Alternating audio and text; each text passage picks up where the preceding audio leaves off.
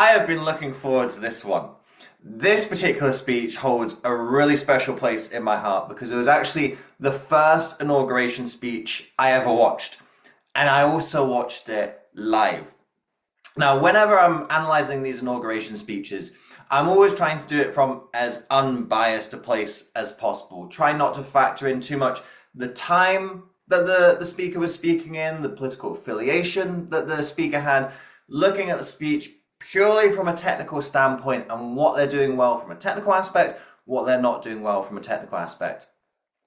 I may have a little bit of bias that shines through for this speech because this was a speech that really captured me, and Obama as a speaker was a figure and a speaker who really captured me. I remember I was at school at the time, I was 16, and when Obama got elected, and then when Obama was doing this speech, I ran home from school so that I'd be able to watch this. So the inauguration was at 12 p.m. Eastern time, so that was 5 p.m. for us here in the UK. So by the time I finished school and I got home, I was ready and sitting, waiting to watch this speech. Obama was someone who just totally inspired and captured me at that age. And Obama has been one of the speakers who's really kind of influenced me and pushed me. And even going back to that age of 16, before I ever saw myself as a speaker or saw that this was a path that I was going to be going down, I think this was one of the seeds that got planted that captured my fascination and interest in speaking and leading through speaking. So this is a very personal speech for me to look at. So I'm going to remain as objective as I can. And the funny thing is, watching this speech back, I think I am actually able to be more critical of it than I was at the time. Watching it at the time, I was like, oh wow, this is amazing. Like Obama is the change, he's this inspirational leader. And now looking at it, I can go, you know what? There's a few things I would actually do differently in this speech. And that's what we're going to cover in this inauguration analysis video. Now, before we get into all that, let's set up the context of this speech. And the context of this speech isn't that there was some 16-year-old Scottish boy who was running home from school to go and watch this speech. Let's look at the political landscape leading up into the 2008 election and how Obama ultimately becomes president. So the first thing to look at is our previous president, who we looked at in our last analysis video, George Bush. Now, when George Bush came into office, he had this soaring of popularity, particularly after 9/11. He was seen as handling 9/11 really well, seen as taking a lot of action. That's ultimately what helped him win re-election in 2004. And pretty much after 2004, things start to go downhill for Bush. First of all, there's Hurricane Katrina in 2005. He's seen as dealing with that quite poorly. Then the Iraq War, the public opinion on that flips and it starts to be seen as a very unpopular war. Why are we there? What are we doing? And then, of course, the big granddaddy thing comes in right towards the end of Bush's terms. You've got the 2007-2008 financial crisis, the worst crisis since the Great Depression. And the Great Depression was ultimately where we saw another president of change come out of, FDR, our very first video in this series. Go back and watch that if you haven't done already. So this is the context in which we have the election. We finally get to our two candidates. McCain has a little bit of an easier time winning the Republican nomination. Obama has to fight tooth and nail with Hillary Clinton, and it goes right up until June before he is confirmed as the presidential nominee. So it takes a little bit of time to set up between these two. But when we do ultimately have this set up between the two, there's a really stark contrast between them. So McCain voted in support of the Iraq War. Obama was an early critic of the Iraq War. McCain was asked a question in a series of interviews, how many houses that he owned. And he wasn't able to give an answer. And that was seen as being very out of touch with people who were literally losing their one and only home that they had. There was a big age discrepancy between the two. You had McCain, who was 72. You had Obama, who was 48. McCain talked about not owning a computer or a cell phone. Obama was seen constantly with his BlackBerry. So Obama was very much seen as a figure of the times, whereas McCain was starting to be seen as someone who was a little bit out of touch. And something that the Obama campaign did particularly effectively, that was the first presidential campaign that utilized social media. Obama built a grassroots movement through leveraging social media. MySpace was still around at this time. Facebook was soaring in popularity. Twitter had just emerged as a new platform as well. And the Obama campaign really tapped into this to be able to get the messaging and the campaigning through to a new series of people. And the voter turnout for this election was the highest since 1960. So that seems to show a bit of evidence that Obama was able to galvanize people who might not have voted or had previously never voted before. So that was the contrast between these two figures, that McCain was kind of seen as the status quo option, and that's fine when the status quo is great. We saw that with the Reagan into Bush Senior, that when people like the status quo, fantastic, we'll have more of that. But when the status quo is unpopular, that's when you start to see the change candidate coming through. And that's where Obama was able to position himself. And ultimately, by about 11 p.m. Eastern time on election night, he had essentially sealed up the win of presidency. It's one of the earliest declarations of the winner of the presidential election. And that takes us to Inauguration Day.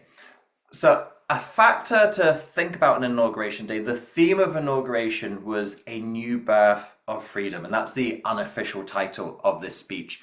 It was the 200th anniversary of the birth of Lincoln. So you'll see some of the themes and concepts from Lincoln's life and speeches coming through in the Inauguration Day as a whole. And there's one or two examples I'll pick out in the speech as well. Also, and I remember watching this again live on TV, the oath was messed up. So there was a little bit of unsynchronization. The Chief Justice didn't quite say the oath right, and some of the pauses that were supposed to be there weren't there. So Obama ended up speaking over part of the oath, then he had to go back and repeat it, and then the Chief Justice said the oath incorrectly, and Obama got a little bit confused by that. So you see this like little bit of back and forth, not a smooth administration of the oath. And actually what they had to do was they had to go and do the oath again after the inauguration. But that's worth considering, that there was just this little bit of something that wasn't totally streamlined right before going into the speech. And that's the type of thing that can easily put you off and distract you as a speaker. And what I think I will credit Obama with here is I didn't see any obvious signs of being put off or distracted in the speech. These things can happen, and they can happen on the biggest flipping day of your life, the biggest speech of your life. And you have to be able to roll with those punches. If things don't go to plan, if things don't go smoothly, you still need to show up and deliver. And I think largely that's what Obama was able to do with this speech. So enough setting of the context of this speech. Let's now go and look at the speech itself. Now, before we do, of course, I've got my usual legal disclaimer that I do not own the footage to this speech. The footage we're going to be looking at is provided by CBS News. I would like to thank them and acknowledge them as the owners of the content.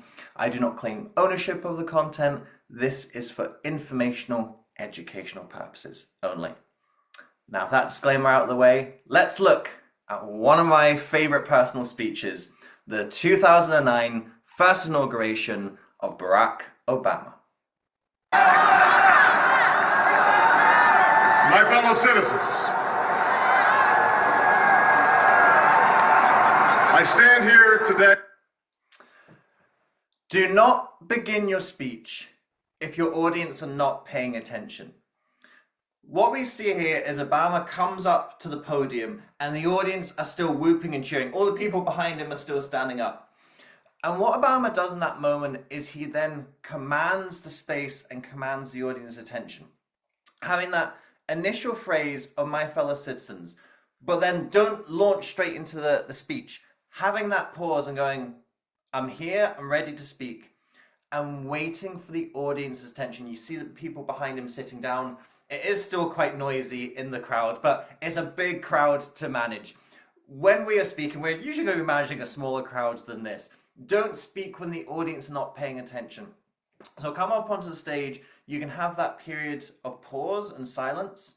You maybe want to throw out a phrase like Obama has done here, but throughout that phrase and hold the space until you know you've got your audience's attention. That is so important. Don't speak before they're paying attention. Command the space, and we see Obama doing that in these initial seconds. Humbled by the task before us. Grateful for the trust you've bestowed. Mindful of the sacrifices borne by our ancestors. We have the good old rule of three. This is a familiar face in presidential speeches, and it's a familiar face in many speeches. So here we see the rule of three employed in a slightly different manner.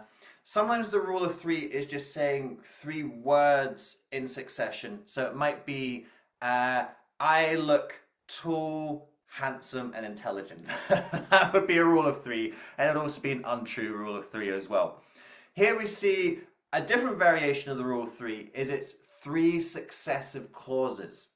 But each of those three successive clauses have the emotion word at the beginning. You've got humble, grateful, mindful, not 100% an emotion word, but that's the sentiment that's coming. And then the successive clauses have the explanation of where that emotion is coming from. So the rule of three, it can be successive words, it can also be successive phrases. And if you've watched these previous analysis videos, you'll know the reason why the rule of three is effective is because it's the lowest number our brains recognize as a pattern, and it draws attention to that pattern. And this is the first meaningful thing that Obama is saying. So when he gets up there and he commands the attention with the pause, he then attracts the attention with that rule of three technique. Because of the skill or vision of those in high office, but because we, the people, have remained faithful. We, the people.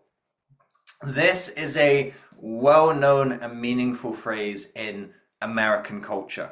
And remember I said that this whole inauguration day is set around the theme of Lincoln? Well, we, the people, of course, comes from now I always get these two mixed up. It's either the Declaration of Independence or it's the Constitution, or it's both. My apologies, I'm not American, so I often don't know the difference between those two things. So we the people, it's definitely in one or both of those key foundational documents. And when you look at Lincoln's most famous speech, the Gettysburg Address, it's one of the lines that he talks about in the Gettysburg Address. So it's using this phrase, it's this phrase that has that deep historical sentiment, and Obama brings it into this speech. And one of the things that American presidents are always trying to do is they're always trying to connect the past to the future. This is who we were, and this is how we have been able to get to this point. Here are the defining qualities and values, and that's where these defining qualities and values are then going to take us. So that little phrase, for many other countries around the world, it's just a way to start a sentence. But in American culture, those particular words have a deeper meaning, and Obama is aware of that deeper meaning when he's including it in the speech. Homes have been lost, jobs shed, businesses shuttered. Our health. Here we see another rule of three. And what's effective about this rule of three is it is connecting visually to the audience's challenges. The massive backdrop behind this speech is the credit crunch, the financial crisis. And what Obama does there is he draws attention to some of the common challenges that people have been experiencing. So when he's talking about homes, people can see the home that they've lost, or the home they're now really struggling to maintain their mortgage payments on. People can see the job that they've lost, or the job that they've had to cut down hours on, or the job that they're getting paid less for now. They can see the business that they once owned, or the business that they once used to engage with that has been shuttered and closed down. So this rule of three, it's drawing attention to those phrases, and it's such a visual, emotionally evocative series of phrases, and it's demonstrating a connection with people's challenges. Obama isn't talking about hedge funds have lost money and clients have had to rejuggle their stock portfolio. He's not talking about the challenges of the rich and privileged. He's talking about the challenges of everyday Americans who've been hit hardest by this challenge. And that's why the technique is effective. It's pulling attention to those ideas, and it's using those visual signals of how people have been affected by this crisis. But know this, America, they will be met.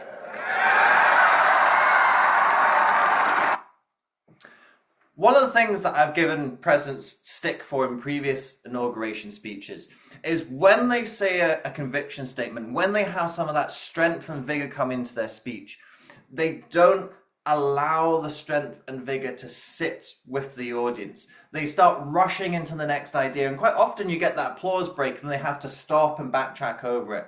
When Obama builds into this particular conviction statement, they will be met. He allows the conviction and sentiment and strength of that to ripple across the audience. And this is a lovely camera angle for seeing that.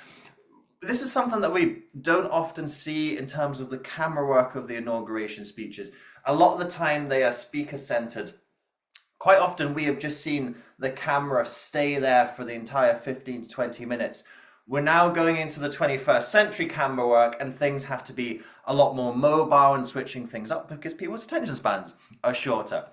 But the benefit that we're getting of that is seeing, well, you can see how he projects this statement, and you can see how far he has to project that statement across the audience.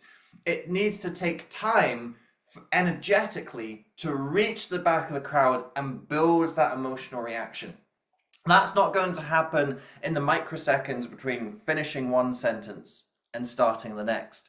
You need to give it time to build in the audience.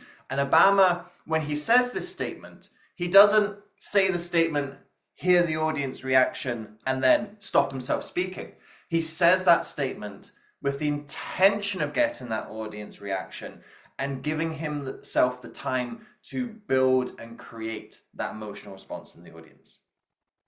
The time has come to reaffirm our enduring spirit, to choose our better history, to carry forward that precious gift. What you're starting to see here is Obama is building his pace to increase the intensity of his statement. He's going faster than his normal speaking pace. When you see the rest of the speech, you'll see that he has this measured approach. Saying a sentence, micro pause, moving on to the next sentence, micro pause, finishing a small point, pause. So he's got that slower, more measured pace. What you're starting to see here is he then increases the pace to build the intensity, and that intensity is building into these next set statements that we'll look at just now. That noble idea passed on from generation to generation, the God-given promise that all are equal, all are free, and all deserve a chance to pursue their full measure of happiness. So do you see how he builds into that? He starts increasing the pace. So roundabout we're at 350 by the time he finishes what he's building into. We started to see an increasing of the space round about the 340 mark. When you are building up to a key point, you don't just say the key point and hope it's going to magically land. You build into that key point. So he builds the intensity by increasing that pace first of all. And as he's building the pace, he then goes into that other rule of three. And this particular rule of three, he's employing the anaphora. So the anaphora technique, it's a fancy name for a simple term. The way I remember anaphora is anaphora A at the start. Anaphora is just repeating the same statement in a series of successive statements. I hear the all are, all are, all are. So you've got the rule of three, the repetition of anaphora that builds the intensity, draws the attention. And when he gets to that final statement, you can feel that the strength and the power coming through in his voice. Now, as speakers, we don't just get that strength and power of our voice out of nowhere. We don't just go from, this is our usual speaker's voice, to boom, power. That's not really how it works as speakers.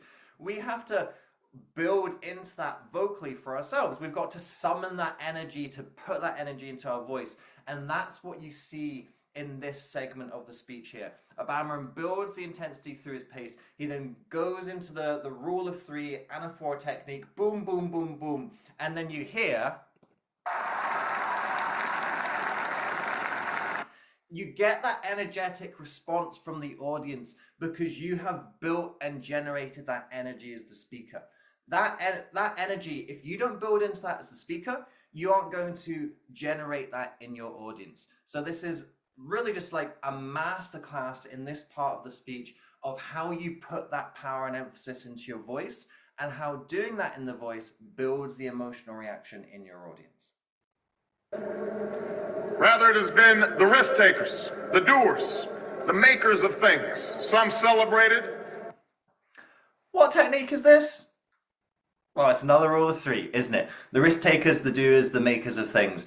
And what this rule of three is doing is it's drawing attention to, in the past, what has helped build America, and in the past, what has helped America overcome some of its challenges.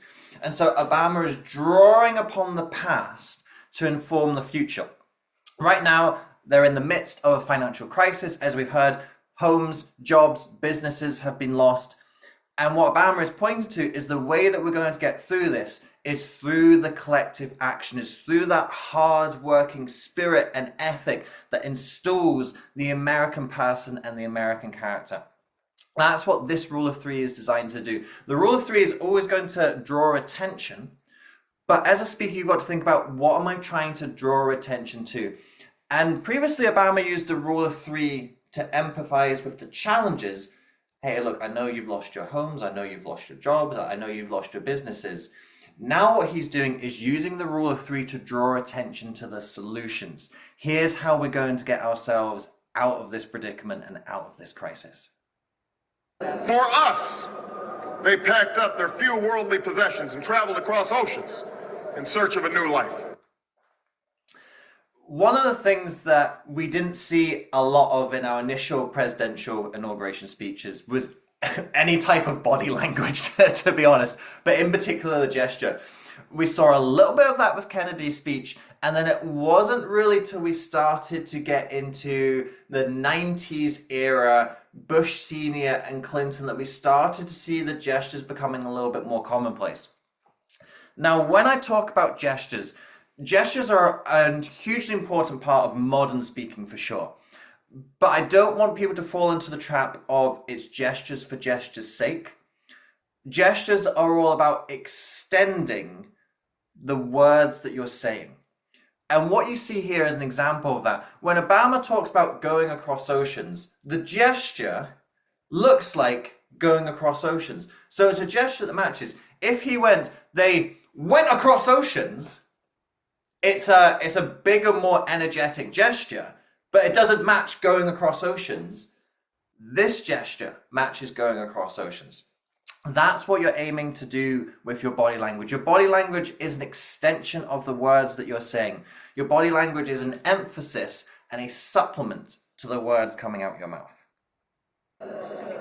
For us, they packed up their few worldly possessions and traveled across oceans in search of a new life. For us, they toiled in sweatshops and settled the West, endured the lash of the whip, and plowed the hard earth. For us, they fought and died in places like Concord and Gettysburg, Normandy, and Quezon. So we saw that little gesture that I highlighted of the going across oceans was then part of a larger series that Obama was doing. And again, here we see the anaphora, the repeated phrase at the start, for us, for us, for us. And he talks about all these hardships and challenges. And again, that hard work and that ethic and that sacrifice, especially of that last term in terms of the sacrifice on the battlefield. And this anaphora, what you're also thinking about with the repetition of phrases, that phrase is going to come through again and again. What is important about that particular phrase you're going to be repeating? Where's the significance in it? Obama chooses for us, for us, for us. For us implies a collective effort and a collective sacrifice on behalf of others. And that's the message he's trying to get through here. Again, when you're looking at this crisis, particularly the financial crisis, how are we going to get through it together? Well, we're going to do a collective effort, but it's also going to require collective sacrifice. It's doing the hard work for the benefit of other people. That you might take a little bit of a personal hit, but taking that personal hit is going to have a wider collective benefit. And that's why he's chosen the phrase "for us." For us binds those things together. It implies a collective responsibility, a little bit of personal sacrifice, and how that personal sacrifice builds a greater good. And you see when he's talking about those phrases, he's talking about the migration. It's a huge personal sacrifice to make a migration to a huge land. Then he's talking about the expansion. It's a huge personal sacrifice to leave your home and go into the frontier. And then he's talking about the sacrifice on the battlefield. It's a huge personal sacrifice, literally, to give your life for a greater mission, for a greater cause. So that's why, again, it's not just a technique for technique's sake. It's, oh yeah, I can say the same thing 3 times at the beginning of a sentence. You know, cool. You can teach a child how to say things repeatedly. And my gosh, don't children say things repeatedly? So it's not about using the technique just as a technique. It's really thinking and planning, well, what do I want the purpose behind this technique to be? The state of our economy calls for action, bold and swift, and we will act, not only to create new jobs, but to lay a new foundation for growth. We will build the roads and bridges, the electric grids and digital lines that feed our commerce and bind us together. We will restore science to its rightful place and wield technology's wonders to raise healthcare's quality and lower its cost. We will harness the sun and the winds and the soil to fuel our cars and run our factories, and we will transform our schools and colleges and universities to meet the demands of a new age. All this we can do. Now, I've let that play through. That was a big segment. That was like 40 seconds. But what we're seeing here is, as a leader, which all speakers are, you want to demonstrate that you understand the challenges and that you have a direction for the solutions as well. So we've seen 6 or so minutes of Obama showing he understands the challenges, empathizing with the audience's situation. All these techniques that we've looked at so far have basically been in line with that. Now he's transitioning into, okay, we've got this situation here. Here are the challenges. Here are some of the principles behind how we're going to confront this. So we've got that work ethic, we've got that collective sacrifice. Well, now let's look at what are the practical steps? What do we need to do? And so he's listing off these different practical pinpoints of this is what we're going to focus, this is what we're going to look at. And this is something that speakers can so often miss out in the speeches, is they demonstrate they understand the challenges and they demonstrate that they understand some principles behind it. But you've got to provide that direction as a leader as well. You've got to say, look, this is where we're going. This is the path. You've got to signpost it and show people that you're going to guide people along that path. And that's definitely something that a lot of inauguration speeches do kind of miss. To be honest, it can get very conceptual and kind of academic and language rich and philosophical. And to be honest, this speech does a lot of that as well, but at least here we do have those elements of practicalities. These are the specific things that we're going to focus on to improve the situation.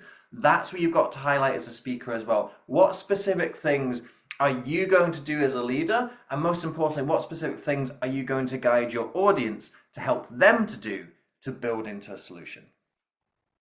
The question we ask today is not whether our government is too big or too small, but whether it works, whether it helps families find jobs. One of the great things you can do as a speaker is to reframe people's beliefs and ideas, and in particular to add nuance to a discussion. What you're seeing here is Obama is splitting a binary decision. So one of the political divides in America is between big government and small government. How involved should the government be in people's everyday lives and communities, societies, and of course, the states of the United States? What Obama does here is to try and bring those binary ideas together, is saying, look, it's not about doing this thing or this thing. It's not about the ideology behind either of these two stances. It's about the practicalities of what is the government doing and is what they're doing helping people. As speakers, if you can get people out of a simplistic or a binary thinking and help them to appreciate and understand the nuance, that's something that can then feed into their personal lives as well. Because quite often we have black and white thinking that holds us back in our lives. It holds us back from being healthier or being more successful in our work or having deeper and better relationships. And if you can break that divide between two extreme lines of thought and you can show a middle ground and a nuance between them, that's a really powerful way to change people's thinking. And when you change people's thinking, you change what they do. And when you change what they do, you change who they are and the outcomes they have in life. So if you have some binary thinking, if you have kind of extreme polarities that hold people back in your particular industry or your particular subject, and you're able to showcase a bridge and a graying between the two, that is a really powerful way to reach people and impact them as a speaker. The nation cannot prosper long when it favors only the prosperous. I always like these little kind of switches and plays with language in speeches. Now, the big famous one, of course, is JFK's "Ask not what your country can do for you, ask what you can do for your country." That's I can never flip and say it. Antipita Modi. Go and watch my JFK video, and I think I actually say it properly in that one. So this particular phrase, "a nation cannot prosper long if it serves only the prosperous." Now, there probably is a name for this technique. It's not one that I'm familiar with, but that kind of playing with the word prosper and prosperous. Again, it's sort of breaking down this idea of this is what a nation needs to succeed. And that's what Obama is trying to reframe here, that the financial crisis was looking at how those with a lot of money and influence made mistakes that affected those without the money and without the influence. And what Obama's pointing to is, look at the mess the country is in when that happens. So in order for the country to be successful, it needs to consider all of the people and not just those who are prosperous. So it's just a nice little play on words here. I always like when people can play with words and twist them and turn them and pull out the different meanings and ideas and connotations of words. There may well be a name for the exact technique that Obama has used here, or it might just be a nice play on words. Either way, it's something I enjoyed in this speech. Know that America is a friend of each nation and every man, woman, and child who seeks a future of peace and dignity, and we are ready to lead once more. Again, we've got this nice conviction statement here. We get that little bit of a build-up, and Obama is aware that he's building into a conviction statement. And I also just love the little flourish at the end. We are ready to lead once more. It's just a nice little boom, boom, boom, shh. And then you see, again, he understands it's a conviction statement. He pauses and allows the audience reaction. And this line in particular, it's a little bit of a drawing in the sand and almost like the start of a clean slate again. America is a friend and we're ready to lead once more. So it's saying, hey, look, whatever has happened in the past with countries, nations that we haven't been friends with, or to friends and allies that we haven't been as good an ally, a friend, and a leader as we could have been, let's draw a line under the past and let's look ahead to the future. So this statement, remember, Obama is positioning himself as the change candidate. So he's got to demonstrate that it's this balance between drawing on history and tradition to lead into the future, but also rejecting some history as well and saying, let's write and build on top of that. Let's not pull that history into the future. That's always the difficulty for a change candidate. The status quo candidate has a little bit of an easier job because they can tuck into that history and tradition a lot more and draw the virtues and benefits out of that and focus on it. The change candidate has then got to come up with new things on top of that, new stances, new ideas, new perspectives. And that's what Obama is demonstrating here, is going, okay, I've drawn upon some history, but here's some history we're going to leave behind and look to move forwards with. And making sure that when he makes that line, it's a line of conviction, because you've got to be convicted in your change. The change candidate only works if people believe they have that conviction and that ability to change. If someone just comes along and says, yeah, so I think we should maybe do things a bit differently. Yes, they're a change candidate, but people aren't going to buy into their change. They're going to go, well, I think if they're in charge, whatever change they create is going to be awful, because I don't think they know what they're doing and that they have a clear direction for that change. Let's stay with the status quo. Even if we don't like the status quo so much, at least it's more predictable and more certain than whatever wishy-washy strange change this person might be promising us. So when you are illustrating the change that you're going to be creating, you've got to have that conviction as well. And that's what Obama brings in with this statement. They understood that our power alone cannot protect us, nor does it entitle us to do as we please. Instead, they knew that our power grows through its prudent use. Our security emanates from the justness of our cause, the force of our example, the tempering qualities of humility and restraint. So this segment here is a pretty damning and thinly veiled indictment of the Iraq War. And something that's been noted about this speech, a lot of the presidential speeches in the past, even from a change candidate, are usually fairly respectful towards the previous candidate and their service.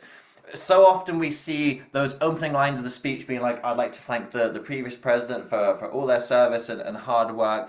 It's a little bit kind of ingratiating at times, very ceremonial. It's something that I've criticized many of these inauguration speeches for wasting that time with that pomp and ceremony. That's something that we didn't see in this speech. And not only do we not see much of that acknowledgement. Now, Obama does acknowledge Bush at the beginning of the speech. So it's not like just totally like, fuck you and see you later.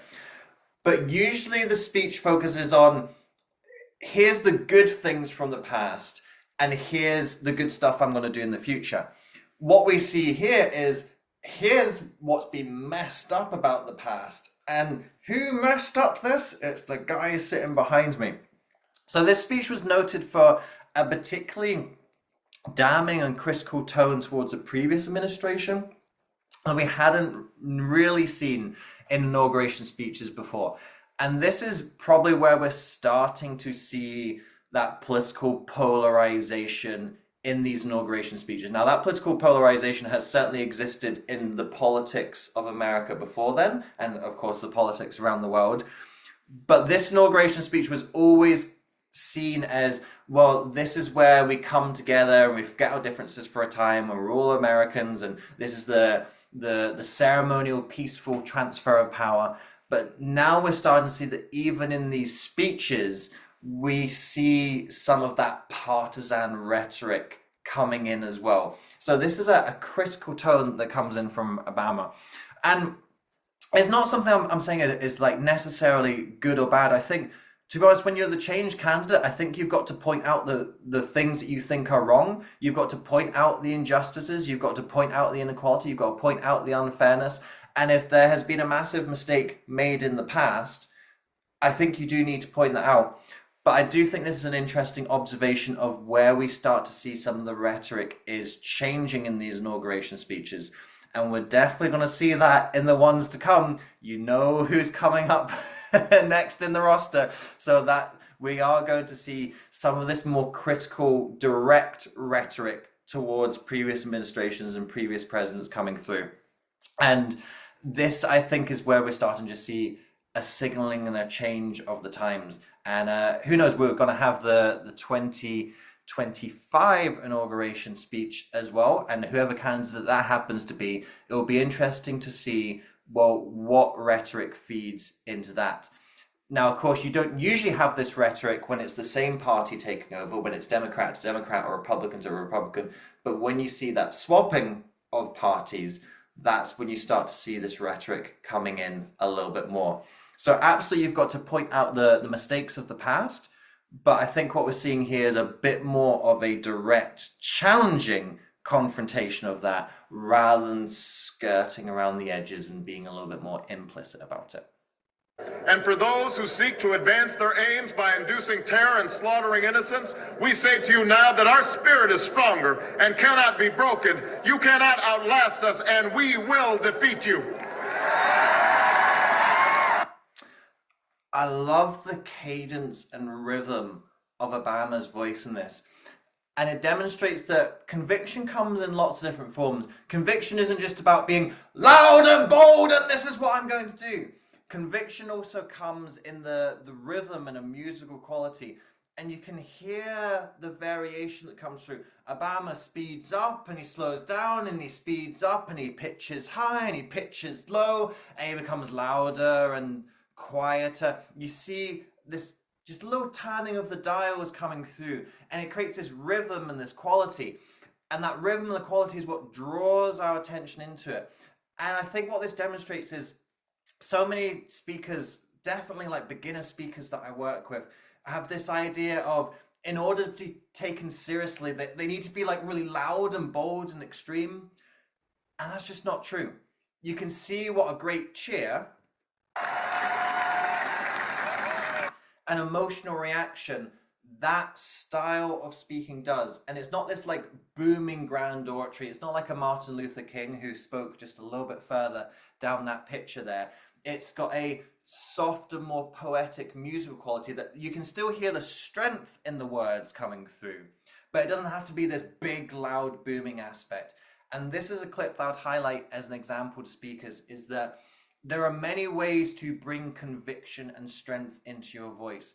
And understanding those little dials that you play with and subtly turning those dials is a way that you can bring that conviction and bring that strength through in your voice.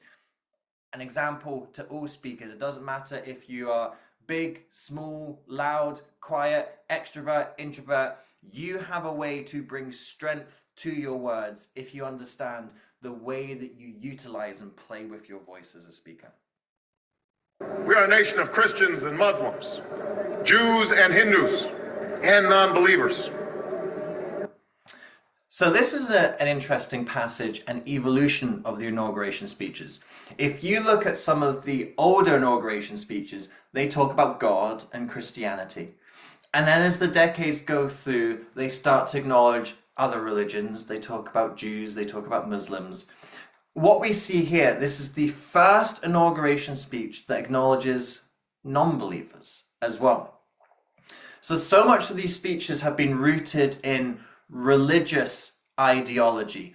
And for many of the speeches, there was one in particular I remember, trying to think, it might have been Eisenhower's speech. There was a lot of like religious metaphors that came through. It talked about like bringing together our cathedral and the nation and all that kind of stuff. So it was really rooted in that kind of Christian-centric ethos, or at least a Christo-Judeo ethos, and then there started to be more inclusive of other religions. And what we're seeing now in the evolution of the 21st century, where there's a distancing of many people from organized traditional religions, Obama includes them as well. So it's this really nice inclusive statement, and it's building on the evolution of the past and demonstrating the ethos of America of being more and more open, and America is a place where you can find a place. And in that statement, certainly Obama really represents that idea of there is a place for anyone in this America. It shows the evolution of this idea that as the times change and we have more different perspectives, we have more different cultures, we have more different religions, America is a place that evolves with that and accommodates and adapts and allows all people to flourish. At least that's the idea behind this sentiment. To those leaders around the globe who seek to sow conflict or blame their society's ills on the West, know that your people will judge you on what you can build, not what you destroy. That's a great reframing statement. This speech comes in the backdrop of 9/11, the war on terror. And what Obama is doing here is finding a way to cut through that ideology, saying, okay, how do we take on this idea of terror? How do we take on the rhetoric? How do we take on the propaganda? And so there's a lovely reframing statement where he's saying, look, where terror comes from is this idea of like what can be destroyed. And it's something that the band was going to talk about a little bit later. But recognize that that is not where your power comes from. Being able to destroy things is a weak expression of power. Where true strength for power comes from is what you're able to build. It's a lot harder to build great things than to destroy great things. And that is the reframing that he does. And it's almost like a little bit of, let's face it, it's propaganda in itself, of making that appeal and going, okay, we're going to bring together people. And the way we're going to galvanize the resistance against terrorism is having that focus on building. And if we can demonstrate that terror is not building a better world, it's just trying to destroy what's already there, that's where we start to win over people. And that's where we start to have people on the good side, the right side, rather than on the evil side of terrorism. So it's this really nice reframing job there. Slight little bit of propaganda coming in as well, a little bit of a messaging and campaigning, trying to bring together people and to build that community and that strength against the evil of terrorism that America and the rest of the world is trying to fight against. To those who cling to power through corruption and deceit and the silencing of dissent, know that you are on the wrong side of history, but that we will extend a hand if you are willing to unclench your fist. Love that metaphor. And that was one of the things that always stuck with me. When I watched this live for the first time, that was one of the things that I remembered. And even years, decades later, I think I've maybe watched this speech once or twice before over the years since seeing it live. But going back and watching this again, I knew that was a note that I was going to be making. I knew I'd talk about this metaphor. It's a lovely metaphor. And what I didn't necessarily recognize or remember from the time that it was delivered, we've also got the matching of the body language, which extends the hand if you're willing to unclench the fist. It's a really clever metaphor. And look how much that stuck with me. 2009, I was 16 years old. Now I'm 32 years old, nearly. But that is something that has stuck in my memory for half my flipping life. And why is it stuck in my memory for half my flipping life? Because it is a visual evocative metaphor. And we remember visuals. We remember metaphors. That's what breaks down complex conceptual ideas into something tangible that sticks with the audience. And that's what you've got to remember as a speaker. When someone has watched your speech, even the next day, a week after, they're going to have forgotten 80+% of it. When I watch this speech again, and as I say, I have watched it a couple times since seeing it live. It's not like I'm watching this again for the first time.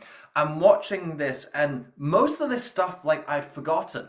I'd forgotten like how many times he said the rule of three. I'd forgotten some of the things that he said he was going to do. But I knew that metaphor was coming, and I knew it was something that I was going to be putting into this segment of the video, because that has lasted with me. That's that little nugget that has stuck with me.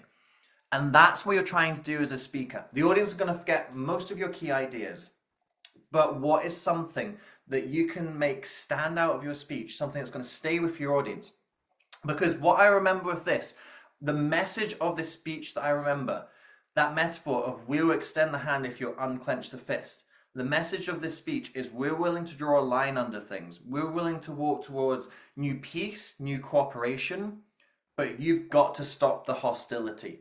You've got to draw that same line. And if you draw the same line and we draw that line, let's start working forward towards partnership and cooperation. That's an underlying message of this speech. And I remember that underlying message because I remember a 5-minute segment of extending the hand and unclenching the fist. So we've got the matching of the body language. We've got that metaphor. Make your ideas sticky and they will last literally decades, because this one lasted for me.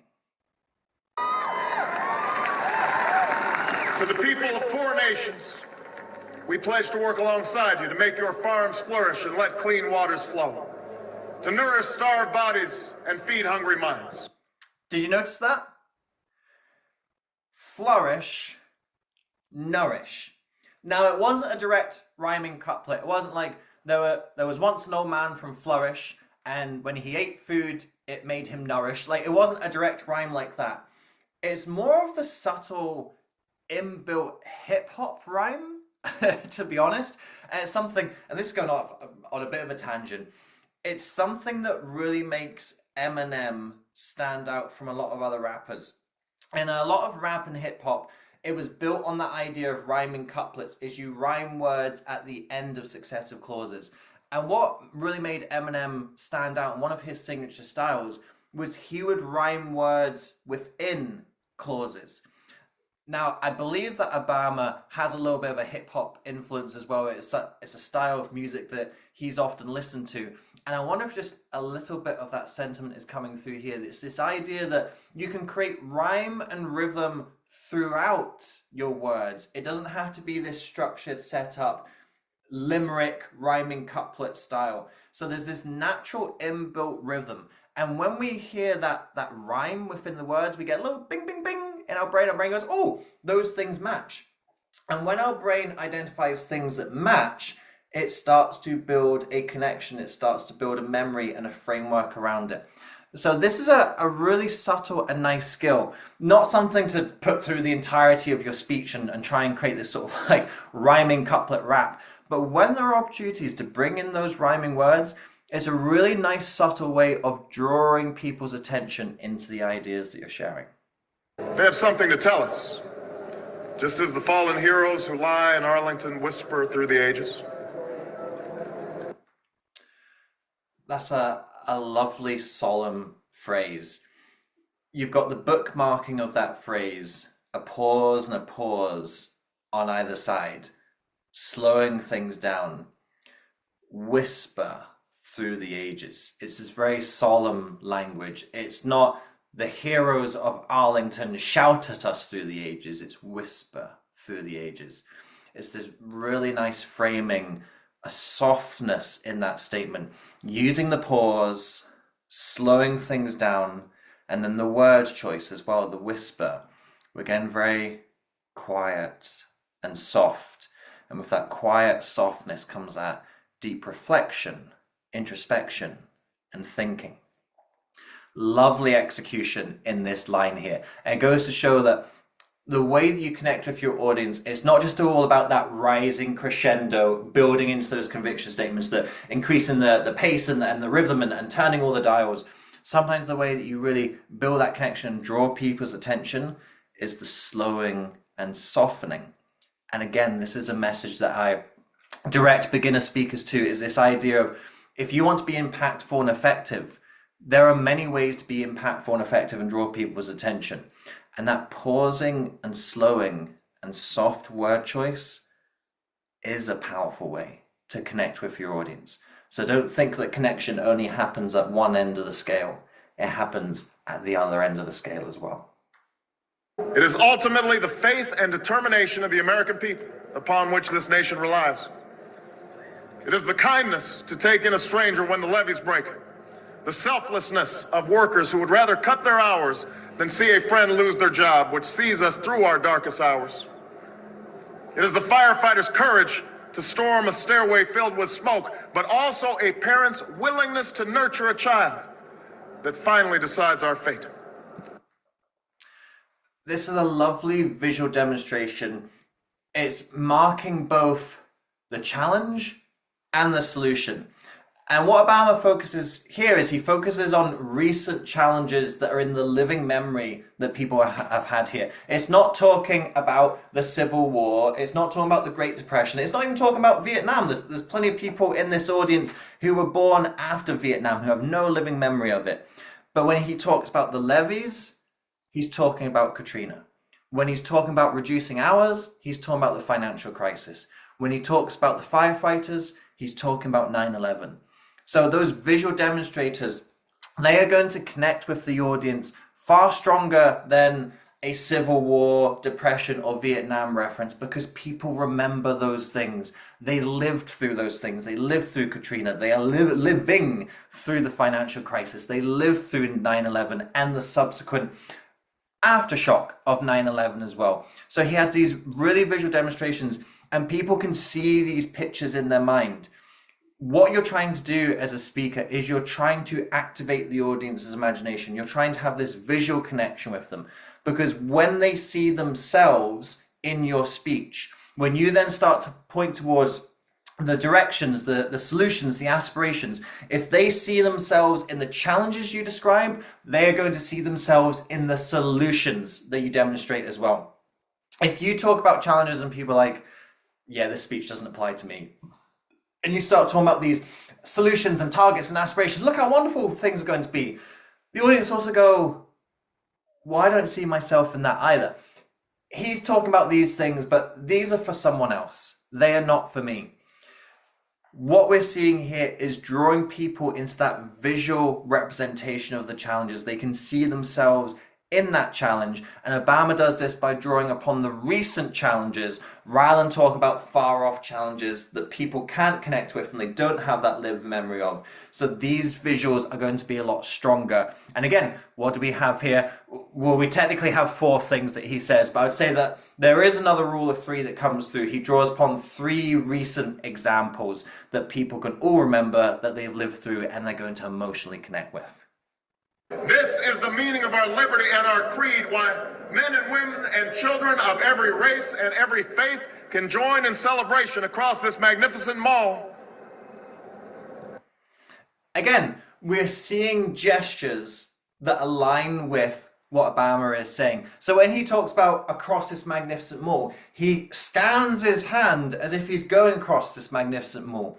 I think what we're seeing in this speech, definitely seeing the most variation in gestures that are coming through. Gestures that are aligning with, gestures that are matching with the speech. And I think what we're seeing here is the evolution of speaking as well. As I said, it's a trend that we started to see with Bush Sr., Clinton, a little bit of Bush Jr. as well, coming in with Obama. We're starting to see this evolution of speaking where speakers recognize that they need to be bringing this expressiveness in. They need to have more body language. It's an extension of the words that they're saying. So again, it's not gestures for gestures' sake. It's not you need to be standing at the podium doing this. But it's understanding where can I bring in those gestures that's going to help to extend the words that I'm saying, and is going to project that energy out into the audience. In the year of America's birth, in the coldest of months, a small band of patriots huddled by dying campfires on the shores of an icy river. The capital was abandoned. The enemy was advancing. The snow was stained with blood. At a moment when the outcome of our revolution was most in doubt, the father of our nation ordered these words be read to the people. We've got this really visual, visceral story here. When you're telling a story, you want to bring the audience into the story and make it immersive. And there's different techniques to do this. One of the techniques is just simply tapping into the senses a lot more. So instead of saying, there was a time in our history and people were sitting by a river, what Obama does is he talks about there was cold, that feeling. There was snow, we can start to see that whiteness, and then stained with blood as well. Again, something that's really visual and evocative. And to be honest, what I might be tempted to add into this a little bit more is something like the smell of tiny campfires that these soldiers were huddled around, the smoke in their nostrils. That would be another way to bring an extra sense into this story. The more of those senses that you're able to bring in, the more that scene starts to come alive. If this story was just sitting by a river one day, there's lots of different ideas that can come into our head. But when Obama is talking about the cold and the snow, I'm seeing those like black skeleton trees, you know, when all the leaves have come off them. I'm seeing that snow, kind of the darkness coming in, the little specks of red all over the place with the blood. That's making that image come into life a lot more. And that's what we're wanting to do when we're telling stories.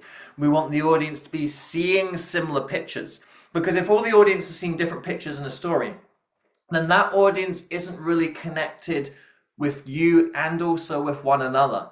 But if everyone is there seeing roughly the same image and story in their head, it's then creating this shared consciousness and this shared connection. And that's when you turn a speech from a performance into an experience. Maybe you want to be the candidate of change. Maybe you want to help progress and move things forward in your industry. Perhaps you want to be the inspiration and the role model to someone. Just like Obama was an inspiration and a role model to a little 16-year-old boy in Scotland. If this is the case and you're wanting to add that extra level of impact and conviction into your speeches, this is where we can work together in a coaching setup. When we're coaching together, I'll look at your speeches in the same way that I'm looking at Obama's speech just now, highlighting what's really working with your speeches, what's helping your speech to stand out and make that impact, and then looking at, well, what are some extra things that we can add to help you move and progress going forward. When you look at the career of Obama, you can find some of his earlier speeches from like the 90s on YouTube, and you'll see that he is not the same speaker as he is when he comes in these late 2000s and the speaker that he is today. That's because he worked on his craft and he got help and support to work on his craft. And that's where you can get this help and support from my coaching services as well. If you'd like to do this extra work on your speaking and your speeches, I've put a link to my LinkedIn in the video description below. If you click through to that, send me a direct message on LinkedIn, give me an outline of what your speaking aspirations are, what you're working on, what you're struggling with, and we can look at some different coaching options that are going to help to suit you and your speaking going forward. Now, let's look at Obama and let's critique one of my heroes and point out that even though he's someone who inspired me and made me want to run home from school to see this speech, how he still could have sharpened up and improved this particular speech. Our workers are no less productive than when this crisis began.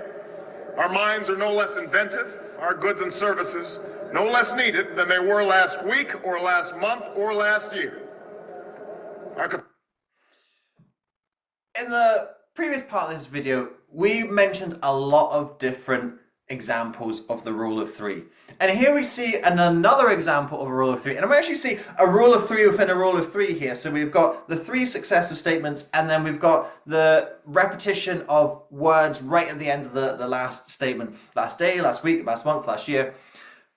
And when I was looking at this, I was writing down all these good examples of rule of three, but we've got 5 minutes in, and I'd written down several examples of the rule of three.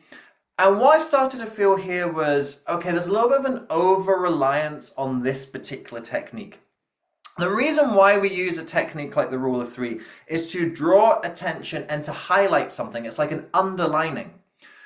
But when you underline everything, you underline nothing.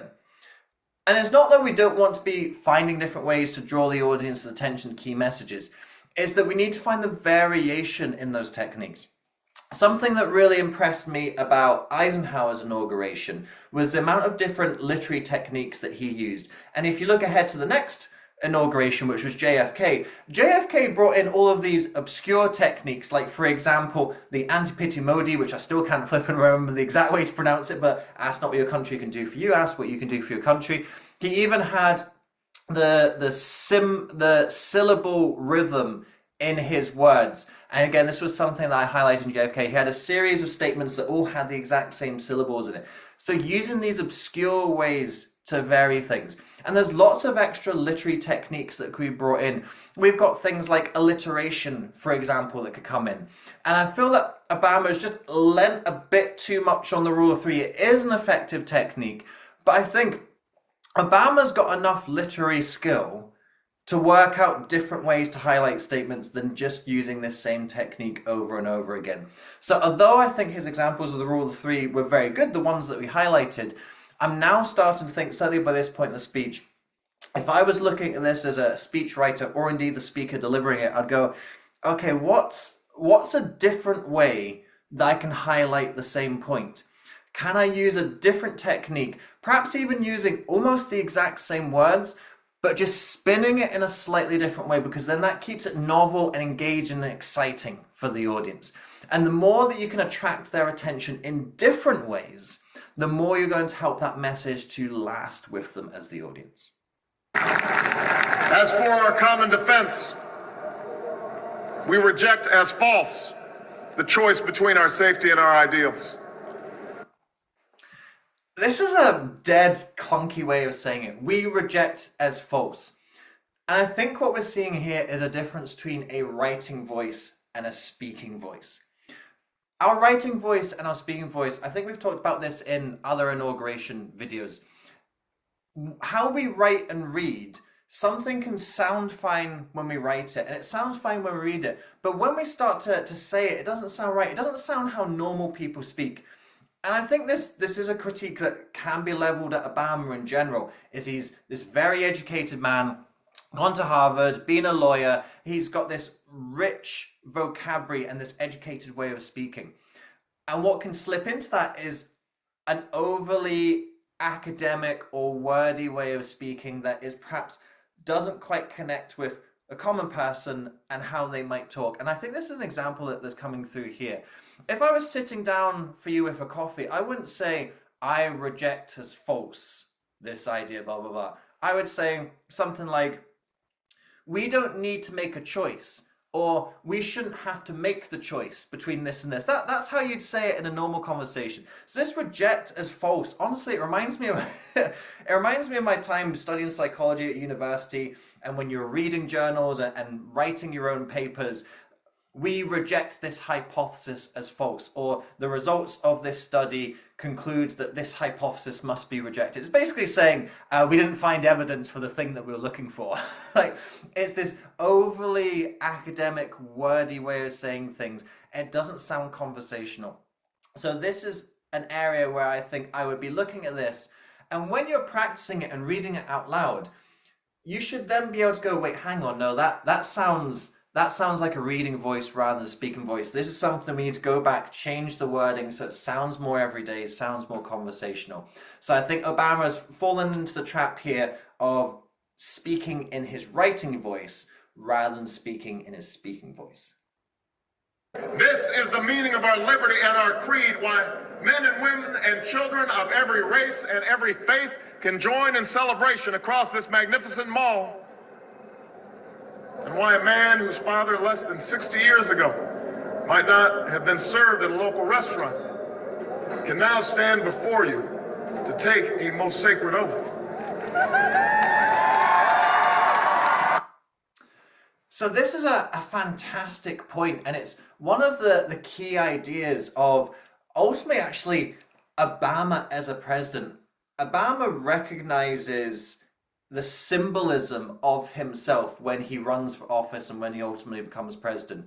And that's what he's pointing to in this moment. He's saying, like, look, here is someone who previously would not have been able to reach these heights and have this opportunity. We now live in America where that has changed and this increased opportunity is coming. And I think this is such a powerful point, but I think this needs to be more personal. Obama says this quite indirectly, and again, it's coming back a little bit to that sort of writing academic voice of, there was a man whose father would not have been served in a restaurant, but now he's here taking a sacred oath. I'm like, that's you. It's not some random man. It sounds like a journalist who's writing about Obama. Here's a man whose father would not have been served in a restaurant. It doesn't sound personal enough. And I think this is where Obama gets lost in himself as a symbol rather than injecting a bit more of his personal story into it. And I think having that personal story, I know you're the president of the United States. I know you've got to kind of be this sort of formal character and avatar. You are a representation. You are not a person necessarily. But I think also we are living in the 21st century and people connect with the personal. And this is such a powerful point. I just want Obama to make it more personally. Just saying, my father 60 years ago would not have been served in a restaurant. But now I'm standing here before you, getting to take the most sacred oath in this country. My story shows that change is possible for all Americans. or possible for all of us. Like that is just something that's it's more personal, it's more emotive, it connects with the audience. So it's this really fantastic, key, important point, and it's one of the key tenets of why people vote, well, why Obama ran for office, why people voted for him, and then what he can ultimately do and represent in his presidency going forward. And I just wanted to feel that more personal touch in it. So much of the office of president has been this sort of lofty office, detached from the people of the country. And I feel Obama positioning himself as the change candidate in the 21st century can just break down that barrier a little bit more. The idea of the American dream that any person in this audience can become president of the United States. Let's see a representation of that, something more personal, something more emotive, where it connects with the person going, you know what, maybe I one day could find the opportunities, I could find that position and that aspiration that I'm aiming for. It doesn't have to be president of the United States, but it can be something that previously I felt was unavailable to me. So I think this point could have just been better executed with a little bit more of a personal touch shining through. It's really hard to evaluate your heroes, and that's all I could pick up from Obama's speech. I think overall he's positioning himself as the change candidate. We're seeing some really fantastic terminology coming through, a lot of key conviction statements which you have to make as the change candidate. You have to be bold, you have to show the change, you have to be strong. And I think showing that representation of seeing himself as the symbol of change and understanding how to weave that in, mixing the old tradition with some of the references to Lincoln and history, with some of the new challenges and opportunities of the future that's coming up. And I think the critique of Obama, which I don't think is unreasoned, is I think Obama the president is a slightly different version of himself to like Obama the citizen. And I think after Obama was president, I think we saw a bit of a different personality and side of him come out. For those of you who've done work with me or have been on some of my workshops, you know that I talk about the 4 speaking styles. And the King style that I speak about is very much like Obama as the president. It's measured, it's thoughtful, it's reflective, it's got all this kind of like rich language and vocabulary. And then what we see as Obama in a bit more of an informal setting is almost like Obama the Joker is a bit more casual, it's a bit more flippant, playful, funny. And I think Obama doesn't have to be either or in terms of this is who I need to be as president and this is who I am when I'm not president. I think we can see a merging of that.